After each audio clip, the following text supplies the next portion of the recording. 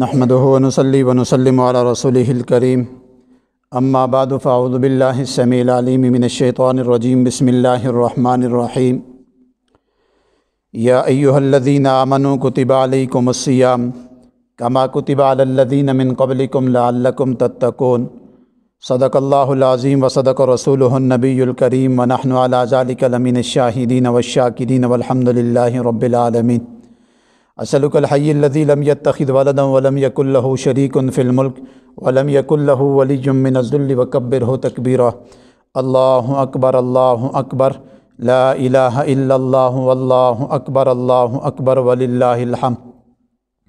اللہم صلی علی محمد وعلی آل محمد کما صلیت علی ابراہیم وعلی آل ابراہیم انک حمید مجید اللہم بارک علی محمد وعلی آل محمد کما بارکت علی ابراہیم وعلی آل ابراہیم انک حمید مجید۔ میرے انتہائی قابل صد احترام بزرگوں، نوجوان ساتھیوں، گھروں میں سننے والی اسلامی ماہوں بہنوں، رمضان المبارک کا آج چھٹا روزے کی ابتدا ہم سب کر چکے ہیں۔ میں نے پچھلے درس کے اندر بھی ایک بات عرض کی تھی کہ اللہ تعالیٰ نے رمضان ہر امت کو عطا کیا، لیکن جو خصوصیت، جو رحمت، جو برکت، جو انعامات اس امت کو عطا کیے وہ کسی اور امت کو نہیں دیے، اور یہ سب کچھ حضور علیہ الصلاۃ والسلام کی برکت سے ہوا، حضور علیہ الصلاۃ والسلام کی وجہ سے ہوا۔ آج ہم اس روزے دار کے اوپر اللہ تعالیٰ نے پانچ انعام جو اس کے اوپر اتارے ہیں، ان میں سے دو چیزیں آپ کے سامنے ذکر کروں گا، اور یہ پانچوں انعامات پہلے کسی امت کو اللہ تعالیٰ نے نہیں دی۔ جس طرح میں نے پچھلے دفعہ بھی آپ کو بتایا تھا کہ حضرت آدم علیہ الصلاۃ والسلام سے لے کر حضرت عیسیٰ تک ہر نبی نے اور ہر قوم نے روزے رکھے، بس طریقہ کار مختلف تھے۔ کسی نے 3 رکھے، کسی نے 2 مہینے کے رکھے، کسی نے 6 مہینے کے رکھے، کسی نے 40 دن کے رکھے، لیکن جو خصوصیت، جو رحمت، برکت، عافیت اور فضل اللہ تعالیٰ نے اس امت کے اوپر یعنی ہمارے اوپر جو اتارا وہ کسی امت کے اوپر نہیں۔ تو وہ جو 5 انعام ہیں روزہ رکھنے والے کے اوپر، وہ بڑے خاص ہیں، اور وہ خاص نہ تو اللہ تعالیٰ نے کسی اور امت کو دیے، وہ صرف اور صرف حضور علیہ الصلاۃ والسلام پہ اور حضور کے صدقے سے پھر اس امت کو ملے۔ اب ہم کتنی قدر کرتے ہیں روزے کی ہم تک ہے، اور جتنا ہم روزے کی قدر کریں گے، جتنا اس کا خیال رکھیں گے، جتنا اس کا ادب اور احترام کریں گے، وہ ساری 5 انعامات اللہ تعالیٰ ہمیں بھی عطا کریں گے۔ اول حضور علیہ الصلاۃ والسلام کا فرمان ہے کہ سب سے پہلی جو انعامات اور جو پہلا انعام اللہ تعالیٰ اس امت کو دے رہے ہیں روزے کی برکت سے، وہ ہے کہ روزے دار کی منہ کی جو بدبو ہے، یہ اللہ تعالیٰ کے نزدیک اتنی محبوب ہے، اتنی پسندیدہ ہے کہ یہ جنت کے مشک اور عنبر اور زعفران سے بھی زیادہ اس کی اللہ تعالیٰ کے نزدیک قدر ہے، اتنی قیمتی چیز ہے۔ اچھا، منہ کی بدبو سے مطلب یہ نہیں ہے کہ انسان کا منہ خراب ہو، گندگی ہو، صاف نہ کرتا ہو، نہ مسواک کیا، نہ پیسٹ کیا، کچھ بھی نہیں ہے، اور یا سگریٹ یا نسوار کی وجہ سے جو منہ سے بدبو آتی ہے وہ نہیں ہے، اس سے مراد وہ نہیں ہے۔ بعض آدمیوں کے قریب غیر رمضان میں بھی بیٹھیں تو منہ سے بدبو آتی ہے، وہ اس کی وجہ کیا ہے؟ یا تو وہ بیماری ہوتی ہے یا وہ دانت صاف نہیں کرتے، تو یہ اس سے مراد، یہ اس کی طرف اشارہ نہیں ہے۔ فرمایا جو روزے دار آدمی عصر کے بعد معدہ خالی ہونے کی وجہ سے جو اس کے معدے سے جو بو نکلتی ہے، حتیٰ کہ بعض دفعہ وہ خود بھی محسوس کرتا ہے اور ساتھ بیٹھنے والا بھی محسوس کر کے اس سے دور ہونے کی کوشش کرتا ہے، منہ پھیرتا ہے، تو یہ روزے کی وجہ سے جو اس کے منہ سے بدبو نکلتی ہے، اس بدبو کو اللہ نے اتنا محبوب بنایا کہ جنت کے جو عنبر، زعفران اور کستوری ہے وہ بھی اس کا مقابلہ نہیں کر سکتے۔ اس کی وجہ اس لیے کہ اللہ تعالیٰ نے واضح طور پہ حضور علیہ الصلاۃ والسلام کے ذریعے سے بتا دیا کہ روزہ میرے لیے اور اس کی جزا بھی میں خود دوں گا، یعنی روزہ میرے لیے۔ اب دیکھیں نا، ایک آدمی نے روزہ رکھا ہوا ہے اور ایک آدمی نے روزہ نہیں رکھا ہوا، دونوں ایک ساتھ چل رہے ہیں، لیکن دوسرا جس نے روزہ نہیں رکھا ہوا وہ بھی کہتا ہے میرا روزہ ہے، تو آپ اس کو یہ نہیں کہہ سکتے تیرا روزہ نہیں ہے، کیونکہ روزہ کا تعلق براہ راست رب تعالیٰ سے ہے۔ ایک آدمی روزہ رکھ رہا ہے اور ایک نہیں رکھ رہا، تو جو نہیں رکھ رہا وہ چھپ چھپا کے کھائے گا رمضان میں، تو چھپ چھپا کے کھانے والے کو بھی آپ جب تک اپنی آنکھوں سے نہ دیکھیں اس کو یہ نہیں کہہ سکتے کہ تو روزے دار نہیں ہے، تو کیونکہ اس کا تعلق رب سے ہے۔ لیکن اللہ تعالیٰ سے انسان چھپ نہیں سکتا، بندے سے تو چھپ سکتا ہے۔ ایک آدمی جنگل میں جا کے کھائے پیے، سگریٹ پیے، گھر میں چھپ چھپا کے کھائے پیے، سارے معاملات کرے، اپنے بچوں کو بھی نہ پتا، لیکن وہ رب سے نہیں چھپ سکتا، وہ بندے سے چھپتا ہے، بچوں سے چھپتا ہے، عورتوں سے چھپتا ہے، لیکن اللہ تعالیٰ سے نہیں چھپ سکتا۔ کیوں؟ کہ وہ اللہ تعالیٰ ذات ہی ایسی ہیں کہ ان کے چھپنے کی کوئی جگہ ہی نہیں ہے، کوئی ایسا مقام ہی نہیں ہے جہاں اللہ تعالیٰ سے انسان چھپ جائے۔ تو یہ رب تعالیٰ خود فرما رہے ہیں کہ الصوم لی، کہ یہ روزہ میرے لیے رکھ رہا ہے اور اس کی جزا بھی میں خود دوں گا، اس کو میں خود اس کا اجر عطا کروں گا۔ اور یاد رکھیں جہاں اللہ تعالیٰ، حالانکہ ہر عبادت کا اجر اللہ تعالیٰ خود دیتے ہیں، خود انعام دیتے ہیں، لیکن یہاں واضح ارشاد فرما دی کہ یہ میرے لیے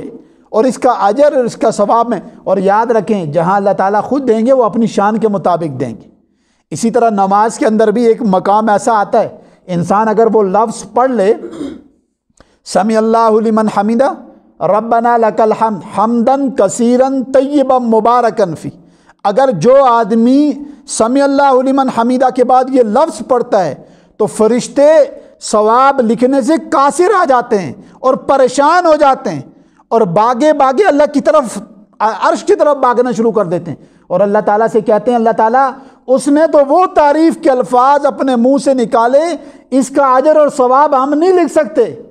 تو اللہ تعالیٰ کہتے ہیں پیچھے ہٹ جاؤ، ان لفظوں کا اجر اور ثواب میں اس کو اپنی شان کے مطابق عطا کروں۔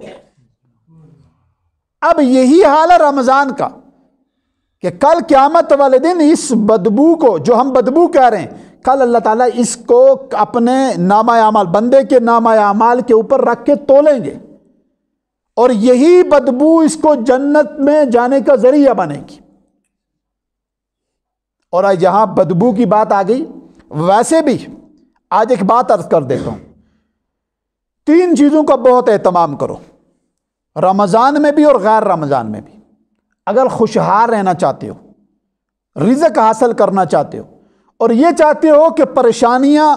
جس طرح ہم غسل کر کے اپنے بدن سے وہ میل کچیل کو بدن سے دور کرتے ہیں، پانی ڈالتے ہیں تو وہ سارا کچھ بہہ جاتا ہے، یا یہ چاہتے ہو کہ بارش کی قطروں کی طرح، یا بارش کی وجہ سے جو بارش برستی ہے تو انسان بھیگا ہو جاتا ہے، یعنی انسان کی ساری زمین سب کچھ تر و تازہ ہو جاتا ہے، اگر یہ چاہتے ہیں کہ معاش بھی اسی طرح ہمارے اوپر برسے تو پھر 3-4 کام کرو۔ اول، سفید کپڑے کا اہتمام کرو، بدن کے اوپر سفید کپڑا زیادہ ہونا چاہیے۔ ہاں مجبوری ہے، کام ہے تو نیت کر لے، بعض آدمیوں کے کام کاج ایسے ہیں وہ سفید کپڑے مسلسل نہیں پہن سکتے، لیکن ہفتے میں 1 دن پہن لے، جمعے والے دن کوشش کرے یا جس دن چھٹی کرے اس دن سفید کپڑا پہنے، کام کے دوران کوئی بھی کپڑا پہنو لیکن نیت کرو سفید پہنا ہو۔ دوسرے نمبر پہ خوشبو کا استعمال زیادہ کرو، جو آدمی مسلسل خوشبو استعمال کرتا ہے اور ہر وقت عطر، اب آپ حضرات کو اللہ تعالیٰ سعودی عرب لے جائے، مکہ مدینہ دکھائے، وہاں عربی اپنی تنخواہ میں سے، اپنی کمائی میں سے اکثر حصہ خوشبو کے لیے الگ رکھتے ہیں، اور وہ اتنا عطر استعمال کرتے ہیں کہ بندے کو رشک آتا ہے۔ ہم عطر لگاتے ہیں، وہ عطر اپنے اوپر پھینکتے ہیں، لگانے اور پھینکنے میں فرق ہے۔ اب جتنا بندہ خوشبو استعمال کرتا ہے، عطر استعمال کرتا ہے، اس کے اوپر، اور جو بندہ زیادہ تر باوضو رہتا ہے، اس کے اوپر اللہ تعالیٰ روزی اس طرح برساتے ہیں جس طرح بارش برس رہی ہو۔ اس کو پیسوں کے لیے پریشان ہونے کی ضرورت نہیں ہے،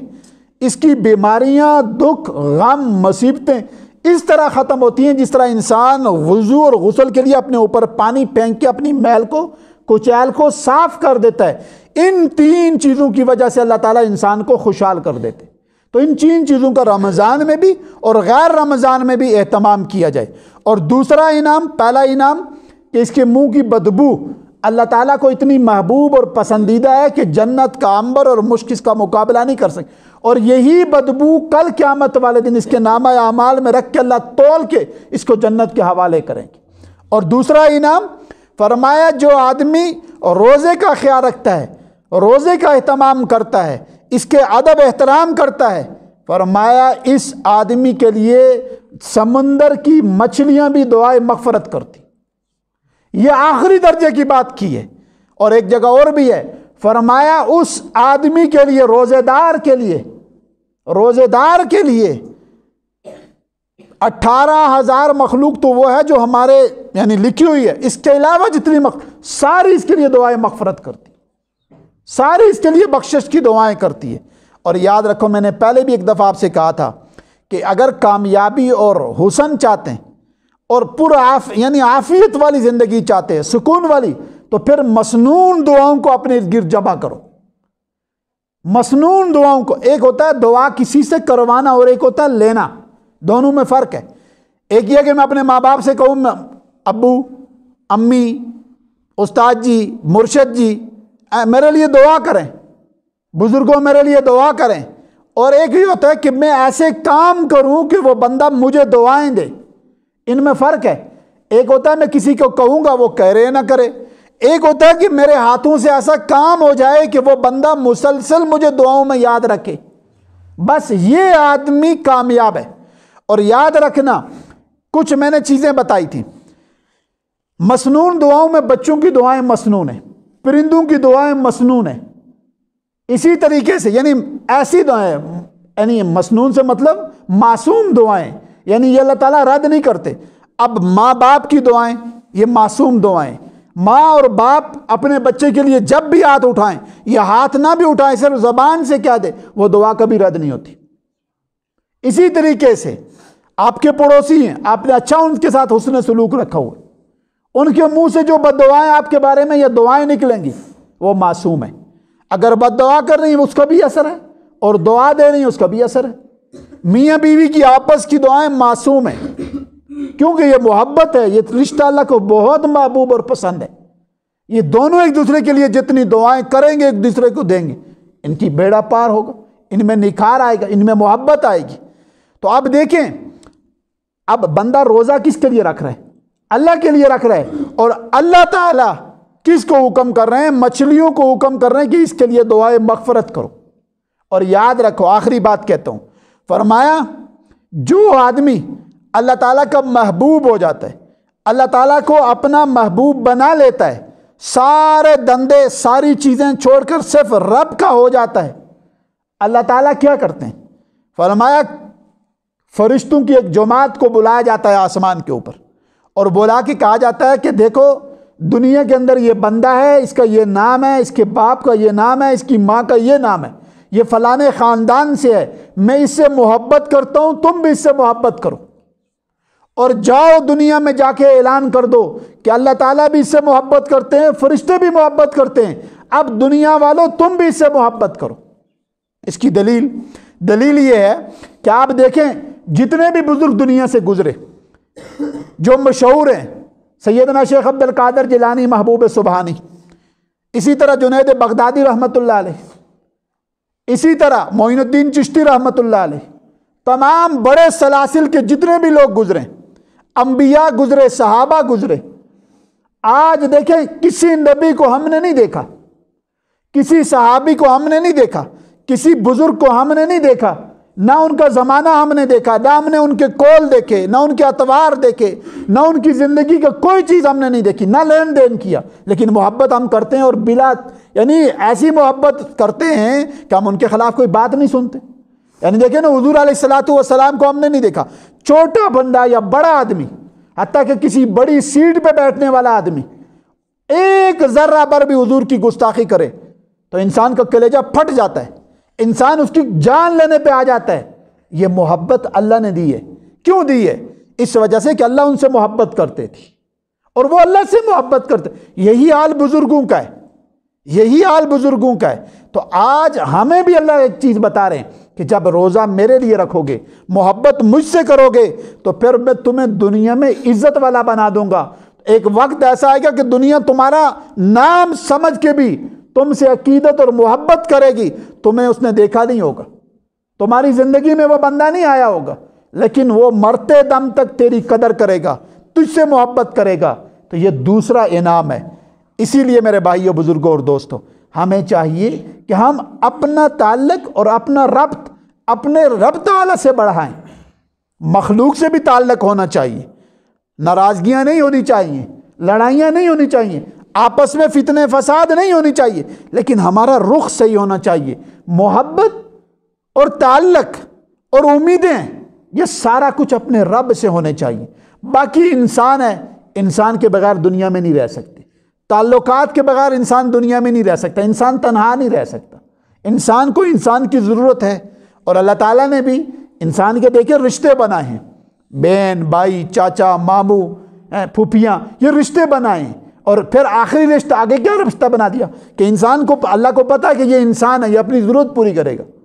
یہ انسان رہ نہیں سکتا، تو اللہ تعالیٰ نے بیوی کے لیے شوہر اور شوہر کے لیے بیوی پیدا کر دی۔ یہ رشتے اللہ نے رکھے ہیں، لیکن ان سارے رشتوں کے اندر بھی محبت رب تعالیٰ کی وجہ سے ہونی چاہیے۔ اور ان سے نفرت ہو جائے، لڑائی ہو جائے، جھگڑا ہو جائے، تو وہ بھی رب تعالیٰ کی وجہ سے ہو، ذاتیات کی وجہ سے نہ ہو، ذاتیات کی وجہ سے نہ ہو۔ تو اس لیے آج ہم نے دو انعام پڑھے۔ پہلا، منہ کی بدبو،